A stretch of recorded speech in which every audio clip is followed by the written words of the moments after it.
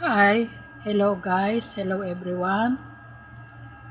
Please like, share my video. Thanks for watching. Happy lang po ang buhay. Meron akong share sa inyo. Kasi meron pong nag-message sa akin. Ang anak daw niya 4. Pwede ko ba daw siyang pautangin? Sabi ko para saan? Kasi daw mag-enrollment na. Pautangin ko daw siya ng pera kasi enrollment na. Kailangan daw niya ng pera sa school para sa anak niya. Sabi ko, pasensya ka na. Hindi ko naman po pwedeng sabihin wala dahil alam naman ng Panginoon Diyos na meron. Ang sabi ko lang po kailangan ko rin ng pera. Hello guys, alam nyo ang masabi ko sa inyo. Nung panahong ako ay nag-aanak pa, nung panahong ako ay may mga estudyante pa, kasi po ang anak ko 2, 1 boy, 1 girl. Noon pong panahong ako ay nagpapaaral pa ng anak, nagsakripisyo ko, nagtiis, nagsikap, napalaki ko't napag-aral ang 2 kong anak. Hindi ako nangutang sa kapitbahay, hindi ako nangutang sa kahit kanino. Inyanak ko yan Ang inyanak ko 2 lang, kasi 2 lang ang kaya kong palakihin at pag-aralin at sustentuhan.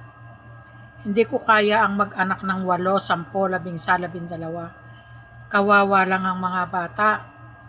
Idinamay mo pa sa problema ng mundo. Alam mo na ngang napakamahal ng bilihin. Mahirap magpalaki, mahirap magpaaral.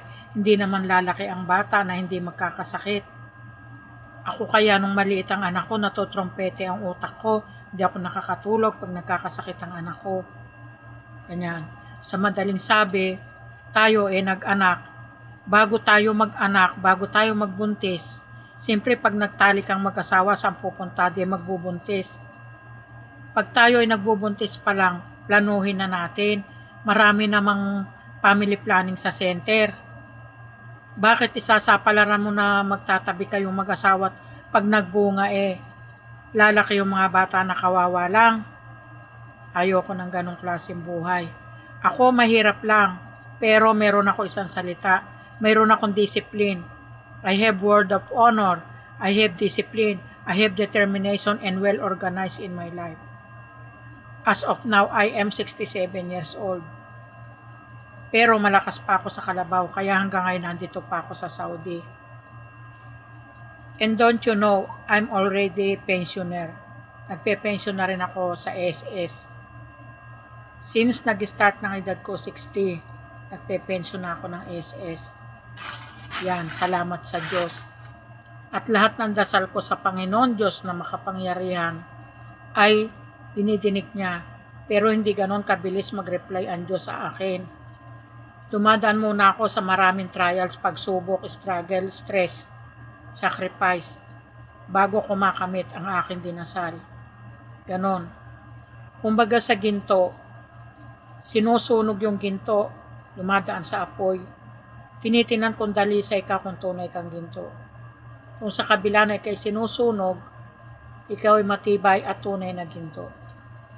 Tunay ngang ganon ang pananalig ko sa Diyos. Kung hindi ako nananalig sa Diyos, hindi ko mararating ang kinalalagyan ko sa ngayon. At ang lahat ng ito, ang aking power, strength and power from God, knowledge and power from God, ito'y pinasasalamatan ko sa Panginoon Diyos. So, paano till here? This is the end of my video. Thanks for watching. Till the next video. Bye-bye. Happy lang ang buhay. Spread love. Bye.